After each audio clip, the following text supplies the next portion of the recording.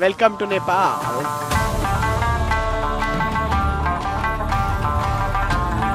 हे काहीतरी खूप वेगळ्या लेवलचं काम आहे, पण आज जे काही आहे ते पाहून सिरियसली अंगावर काटा येतो। कारण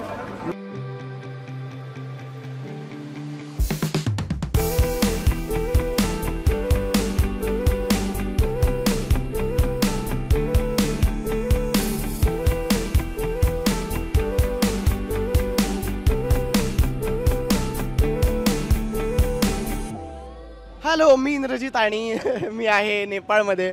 माझी बस फायनली काठमांडूमध्ये पोहोचली आहे। मी येतोय सिलिगुडीवरून, कारण मी गँगटॉकवरून इकडे येतोय। 17 तासांच्या बस राईडनंतर अजिबात झोप झालेली नाही आहे।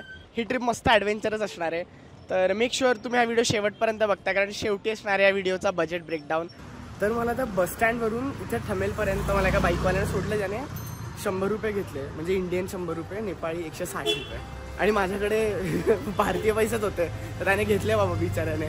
माझा इंडियन नंबर असल्यामुळे आता माझ्या मोबाईलला नेट नाही आहे, तर मला जरा असं जुगाड करूनच शोधावं लागणार की माझं हॉस्टेल नक्की कुठे बाबा। विचारत हॉस्टेल मिळालं। फायनली माझ्या हॉस्टेलला आलेलो आहे आणि इथे मी करन्सी एक्सचेंज करून घेतली इथे खाली म्हणजे। आणि मला 5000 म्हणजे आजच्या उद्याच्या आणि परवाच्या दिवसांचं माझं हे बजेट आहे, 5000 भारतीय रुपये, विच इज 8000 नेपाळी रुपये। आणि मी आत्ता चेक इन केलं तेव्हा ते मला म्हणाले की हां तुमचे एका रात्रीचे 915 रुपये झाले। म्हटलं की काय, इथे 570 दिले? ते म्हटलं की नाही ते अकॉर्डिंग टू नेपाळी करन्सी। म्हटलं की ओ, तर आता टेक्निकली ह्या ट्रिपमध्ये मला 5000 रुपयात नाही फिरायचं आहे, तर 8000 नेपाळी रुपयांमध्ये मला फिरायचं आहे। मला गरजेच्या असलेल्या गोष्टी मी घेतोय, चष्मा, रुमाल आणि पाण्याची बाटली आणि सोबत थोडा खाऊ। चला, तर मी एका अतिशय बेसिक अशा ठिकाणी आलो जिथे मला त्यांनी गरम गरम व्हेज मोमोज बनवून दिलेत। आणि ह्या गोष्टीची मला आत्ता खूप गरज आहे, कारण झोप पूर्ण झाली नाही आहे। हे इकडचं रेड बुल आहे 150 रुपये आणि मोमोज 50 नेपाळी रुपये। चिअर्स।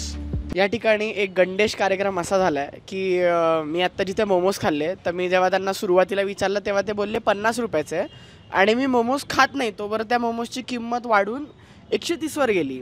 मी ह्याबद्दल ऐकलं होतं, पण फर्स्ट हँड एक्सपिरियन्स करायला मिळाला इकडे। Welcome to Nepal.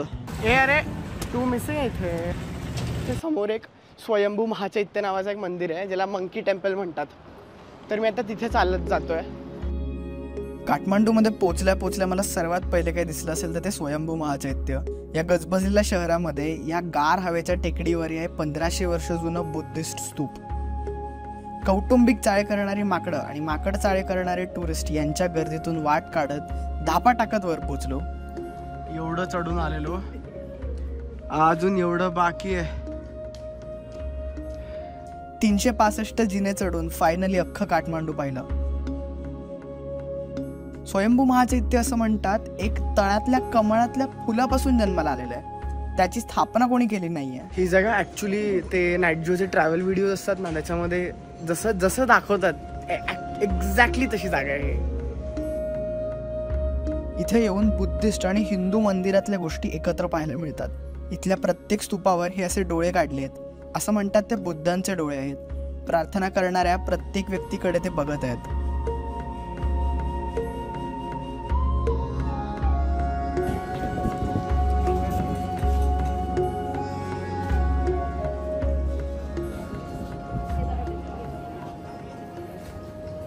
तर मी माझ्या हॉस्टेलवर परत येऊन थोडं फ्रेशअप झालो आहे। तुम्हाला मी पटकन माझं हॉस्टेल दाखवतो। सो हा आमच्या हॉस्टेलचा खूपच मोठा कॉमन एरिया आहे। हा आउटडोअर्स आहे आणि असा एक लाऊंज सेटअप आहे जिथे एक बार काउंटर आहे। हा माझा डॉर्म आहे आणि इथे आहे माझा बेड। इथे चार्जिंगला स्पॉट आहे, रीडिंग लॅम्प आहे आणि इथे सगळे लॉकर्स आहेत ज्यामध्ये तुम्ही तुमची बॅग ठेवू शकतात। आणि तुम्ही इथून असे सरळ आलात तर हा आहे वॉशिंग एरिया, जिथे सगळं कॉमन वॉशरूम्स आहेत। आणि हा इतका स्वच्छ आहे, ते सगळे बेसिन्स आणि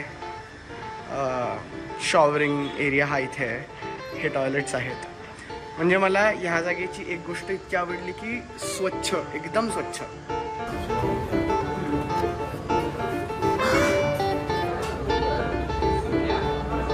ही टोमॅटोची चटणी आहे, मुळ्याची चटणी आहे. हा जो प्रकार आहे याला गंधरूक असं म्हणतात. फर्मेंट केलेलं सोयाबीन आणि पालक, फ्राईड पोटॅटोज, साग, बटाट्याची भाजी, डाळ, चिकन, दही आणि भात ज्याच्यावरती तूप टाकलंय मस्त. ते तूप असं छान झिरपलंय भातात. तुपाने जी काही कमाल केली आहे, सुंदर. सगळं जसं ब्लँड आणि साधं आहे, त्याच्यामध्ये गुंदरूकच्या चटणीचा असा एक टँगी फ्लेवर आहे. House it? गुड.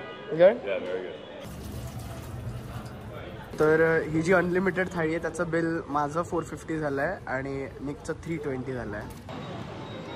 तर मी आणि निक हा थमेल एरिया हिंडायला निघालो आहे. थमेल हा हार्डकोर टुरिस्ट एरिया आहे. रात्री मी आणि माझ्या हॉस्टेलमधला हा निक इथे चक्कर टाकायला बाहेर पडलो. Take a round off from Mandla and then come back here. Night लाईफसाठी फेमस असलेल्या ह्या ठिकाणी तुम्हाला कॅफेज, पब्स, हँडीक्राफ्टची दुकानं, ट्रेकिंगचे साहित्य असं सगळं मिळेल. आणि तुम्ही जर आमच्यासारखे पोरं फिरणारे असाल तर अजूनही बऱ्याच गोष्टी तुम्हाला विकण्याचा प्रयत्न होईल.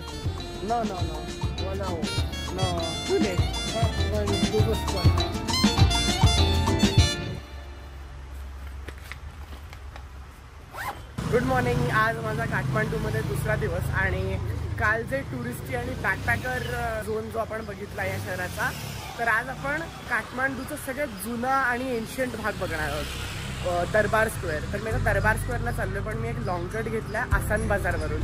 तर आसान बाजार आता सकाळचा सेटअप होतोय, जो इकडचं लोकल मार्केट आहे. म्हणजे थमेल जे टुरिस्ट लोकांना केटर करतं, हे मार्केट लोकल लोकांचं आहे, जिथे स्वस्तात गोष्टी मिळतात, कपडे, भांडी वगैरे वगैरे. तर इथून मी चाललो तिथे. तुम्हाला कोणत्याही जागेचं खरं कल्चर पाहायचं असेल तर सकाळ सकाळी उठून इथल्या मंडळीमध्ये यायचं.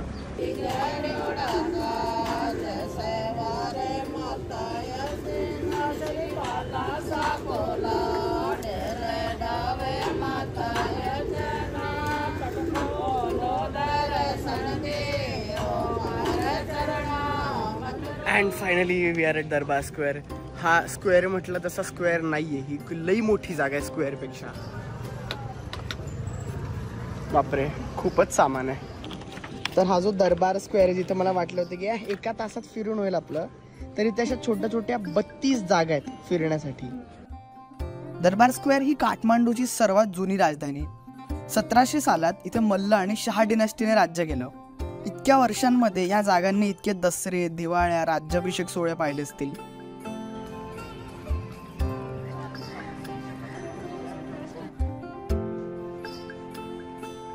याच काळामध्ये इथे कालभैरव, शिवपार्वती, जगन्नाथ आणि कुमारीघर सारखे मंदिर बनवण्यात आले.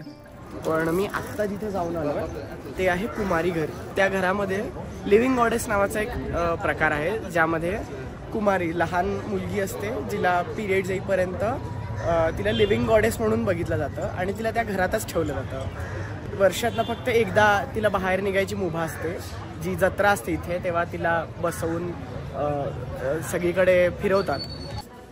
तर या ठिकाणी रिस्टोरेशनचं काम चालू आहे. ही जी जागा आहे त्या जागेचं नाव आहे हनुमान डोका. या दरबार स्क्वेअरचंच नाव हनुमान डोका दरबार स्क्वेअर. तर डोका म्हणजे गेट. आता हनुमान गेट का, तर याची जी पाठची बाजू, जी पांढरी बिल्डिंग आपण बघितली, ते पॅलेस आहे आणि त्या पॅलेसचं गेट ते हे आहे, हनुमान द्वार. आणि त्या पॅलेसला आता त्यांनी म्युझियममध्ये कन्वर्ट केलं आहे आणि म्युझियम पण फार काही असं नीट मॅनेज केलं आहे आणि त्याचं क्युरेशन नीट ठेवलं असं नाही आहे. त्याच्या बाहेरच्याच ज्या गोष्टी, जी मंदिरं आहेत, हे सगळंच त्याहून जास्त काही पटीने सुंदर आहे. आणि ही जी जागा आहे तो आहे काष्टमंडप. तर काष्टमंडपमुळेच काठमांडू असं नाव पडलं आहे, कारण काठ म्हणजे लाकूड आणि मांडू म्हणजे मांडव किंवा मंडप. तर मध्ये नेपाळमध्ये जेव्हा भूकंप आलं होतं ही जागा पूर्णपणे पडली होती, पण त्यांनी आता याला खूप छान प्रमाणे रिस्टोर केलं आहे की तुम्ही कोणत्याही गल्लीत जरी शिरलात तरी तुम्हाला काहीतरी क्रेझी सापडणार आहे. इथे बबल टीचं जे काय क्रेज आहे ना, ते काय म्हणजे कुठे गेलं तरी बबल टी. पुढे गेले इथे सुद्धा बबल टी. तर इथे दरबार स्क्वेअरच्या रोडवरतीच एक हॉटेल आहे पाहुणाघर नावाचं. इथे मी मागवलंय चिकन कीमा नूडल्स आणि एक नेवारी डिश आहे ज्याचं नाव आहे चाटामारी, ज्याला इकडचे लोक नेपाळी पिझ्झा म्हणून विकतात. हाताने बनवलेले नूडल्स आहे आणि खाली सोया सॉसचं हे आहे, त्याला जर असं व्यवस्थित मिक्स करावं लागणार आहे.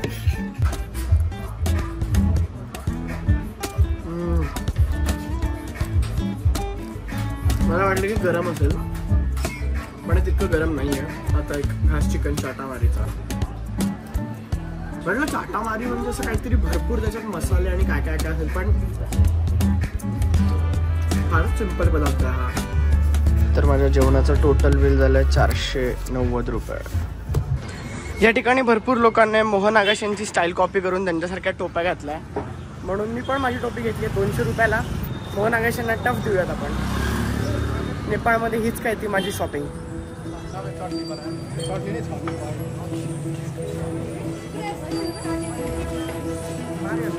छान संध्याकाळ झाली आहे आणि आता मी पशुपतीनाथ मंदिरमध्ये आलेलो आहे. मी ज्या गाडीने आलो ना तर ती लोक अशी 2 व्हीलरवरती फिरत असतात, त्यांना पठाऊ म्हणतात इथे. तुम्ही एकटे फिरणारे असाल तर तो खूप मस्त ऑप्शन आहे. आणि आत्ता मी संध्याकाळी ह्यासाठी आलो आहे कारण मला संध्याकाळची आरती पाहायची आहे.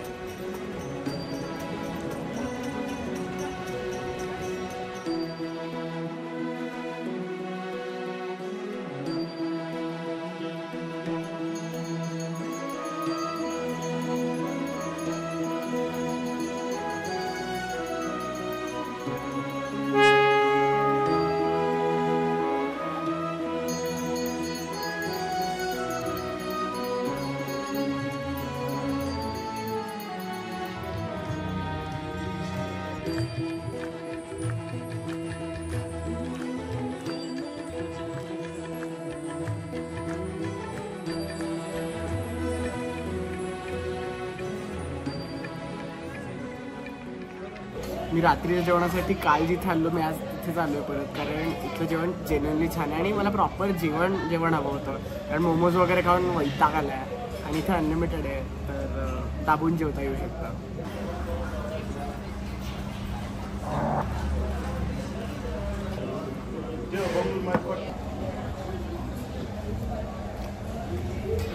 ही थकाली थाली खाऊन मी थकलो. आज आहे माझ्या काठमांडूच्या ट्रिपचा 3रा आणि शेवटचा दिवस आणि आज मी चाललो आहे काठमांडू जवळचं एक गाव आहे भक्तपूर नावाचं. पण तिथे जाण्याआधी काहीतरी खाऊयात. एक छोटीशी जागा आहे हिमालयन अरेबिका बीच नावाची आणि फार लहान कॅफे, सगळे फॉरेनर असतात आणि सकाळी इथे बसायलाही जागा नाही आहे. मी इथे अमेरिकानो पितो आणि बनाना मफिन आणि बिस्कॉची. तर ह्या एरियाचं नाव आहे रत्न पार्क आणि ह्या ज्या बसेस दिसतात या सगळ्या भक्तपूरला जाणाऱ्या बसेस आहेत. यार पहिली फॉरेन ट्रिप आहे, वाटतच नाही भारताबाहेर आलो आहे. इकडे पण बसमध्ये कुमार सानूची गाणी लावलेली आहेत आणि सेम म्हणजे पॅसेंजर भरायला आपल्याकडेचे कंडक्टर लोक जे करतात तिथे पण हेच चालू आहे. असं ए भक्तपूर भक्तपूर चला चला, कसार वडवली शिळफाटा भरा भरा, हाच झोन चालू आहे इकडे. याला काय अर्थ आहे?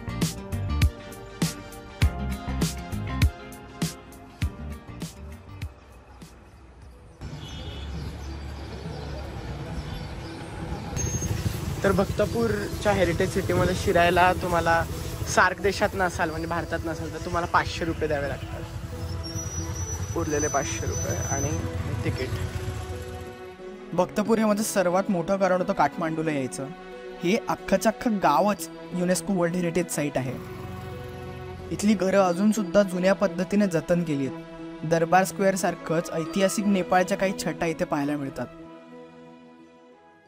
Lydia, what is this? Have you seen this face? Oh my god! तुम्ही मुनरो आयलँडचा व्लॉग बघितला असेल तर लिडिया मुनरो आयलँडला होती. It's so weird, man. I can't believe I just. हे सगळेच दरबार जे काठमांडू, भक्तपूर आणि ललितपूरला आहेत ते त्या काळच्या राजांनी मी किती भारी घर बनवू शकतो ह्या भावनेतून बनवलेले आहेत. म्हणून तुम्हाला इथे इतकी सुंदर प्रकारची कारागिरी पाहायला मिळेल.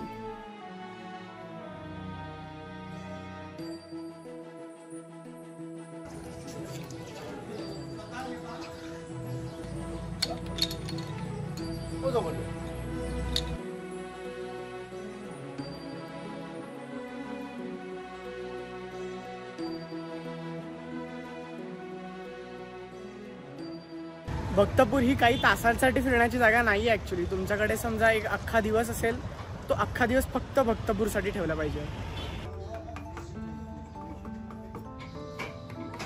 तर ह्या गावामध्ये 4 मेन ठिकाणं आहेत.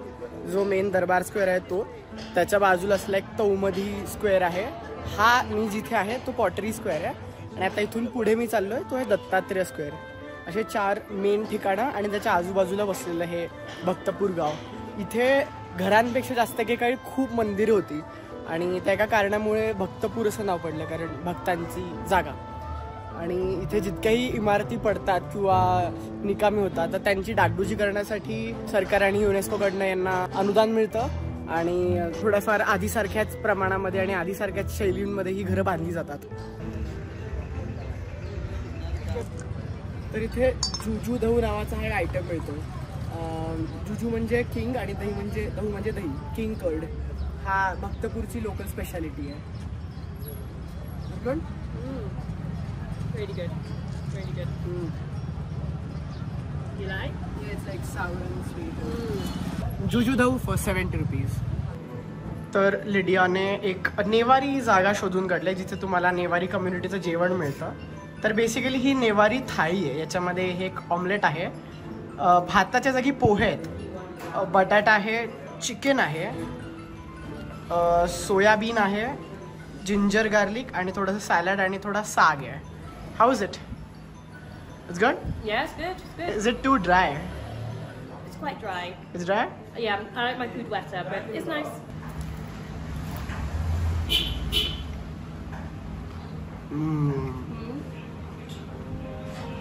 आम्ही भरपूर चालत होतो आणि दुपारी जे जेवलो होतो त्याने पोट तर काही भरलं नाही, म्हणून सोबत जो खाऊ आणला होता तो काढला. या ट्रिपला आज पकावने मला चो स्नॅक्स बार्स पाठवले होते. अशा हेक्टिक प्लॅन्समध्ये असे छोटे छोटे न्यूट्रिशियस बार्स न्यायला फारच सोपे आहेत. मी दर एपिसोडमध्ये यांच्याबद्दल बोलतो, पण आज लिडियाला बोलू देत. Yeah, it's really nice. Good. Light. Boost of energy. Yum.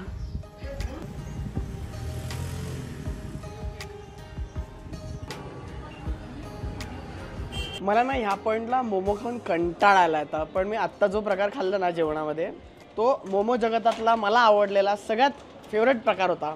आत्ता ना इथे झोल मोमोज खाल्ले जे मला ह्या ट्रिपमध्ये खायचे होते. झोल मोमोज बेसिकली मोमोज एका ग्रेव्हीमध्ये तुम्हाला टाकून देतात. तर ती ग्रेव्ही मस्त टमाटा आणि लसूण आणि इतर भरपूर गोष्टींपासून बनली होती. प्रॉपर अशी नेपाळी जेवणांना जशी चव असते तशी चव होते इथे. Okay, so budget breakdown. तर ही जी ट्रिप आहे मी फारच काटोकाट पैसे खर्च करून केलेली आहे, कारण ते मला अजूनही ते कन्व्हर्जनचं गणित काही कळलं नाही आहे आणि आपण गणितामध्ये ऑलरेडी माती खातो. याच्यामुळे मी अजिबातच काही ॲडव्हेंचर करायचं नाही असं ठरवलेलं होतं. तर हा आहे माझा ह्या 3 दिवसांचा खर्च. तर पहिल्या दिवशी माझा खर्च झाला 1885. दुसऱ्या दिवशी माझा खर्च होता 2855 आणि तिसऱ्या दिवशी 2450. तर तिघही दिवसाचा मिळून माझा टोटल 7220 रुपये नेपाळी रुपये. आणि त्याला इंडियन रुपीजमध्ये कन्वर्ट करायचं झालं तर 4489 रुपये हा माझा ह्या ट्रिपचा 3 दिवसाचा खर्च आहे. हे जे काय उरलेले पैसे आहेत ते मला उद्या सकाळच्या नाश्त्याला आणि घरी जाण्यासाठी एअरपोर्टपर्यंत जायला तो गाडीवाला सोडेल त्याच्यासाठी होऊन जातील. पण कट टू कट खर्चात या 5000 झाली माझी ट्रिप. पण जेन्युअनली काठमांडू खूप महाग आहे, जेवण खूप महाग आहे इथे. म्हणजे जरी असं वाटत असलं की अरे आपले 100 रुपये म्हणजे यांचे 160 रुपये वगैरे असं, तरीसुद्धा जेवण खूप महाग आहे. ही होती माझी पहिली इंटरनॅशनल ट्रिप. तर मस्त वाटतंय. उद्या घरी जाताना मजा येणार आहे. आणि तुम्हाला मजा आली की नाही, तुम्हाला हा व्हिडिओ कसा वाटला ते मला प्लीज सांगा कमेंट्समध्ये. आणि पुढचा व्हिडिओ शेवटचा व्हिडिओ असणार आहे या सिरीजचा. तुम्हाला ही सिरीजबद्दल काय वाटलं, तुम्हाला अजून काय बघायला आवडेल ते मला सांगा. आणि शेवटी एक बिग शाउट आउट टू चो स्नॅक्स बार. त्यांनी आम्हाला ह्या अख्ख्या सीझनसाठी स्पॉन्सर केलं आहे आणि थँक्यू, जेन्युअनली थँक्यू. आणि तुम्ही अजूनही भाटुपाला सबस्क्राईब केलं नसेल तर करून टाका आणि मला इंस्टाग्रामवर फॉलो करा. माझं नाव आहे my blue backpack. And with that good bye.